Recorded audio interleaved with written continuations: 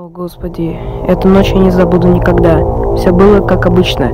Те же 3 часа ночи, вечерний душ и хорошая теплая кровать. Посидя немного в компьютере, я пошел купаться, и после того, как искупался, лег в мою любимую кровать.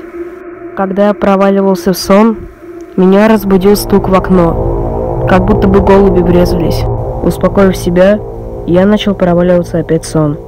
Но вдруг опять стуки в окно.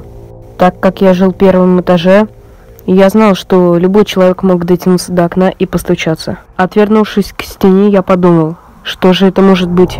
Может, хулиганы? Я закричал: «Слушайте, хулиганы, хватит! Сейчас выйду, по башке дам!» Стук повторился. На удивление мне никто не ответил. Мое сердце сильно билось. Я пошел в панику. Мне было очень страшно. Отвернувшись к стене, я сказал: «Успокойся, монстров не существует. Это всего лишь хулиганы. Успокойся. Пока стекло не треснуло, я в безопасности». Проговаривал я так про себя где-то 5 раз, но от этого лучше не становилось. Отвернувшись опять к стене и уже закрыв глаза, я опять услышал стуки, уже настойчивее. Я понял, что не успокоюсь, пока не узнаю, кто там. Я молился, я боялся. И вот любопытство пересилило страх.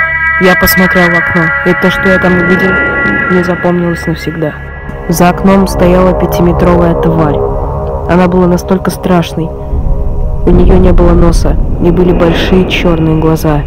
А еще ее улыбка растекалась по лицу.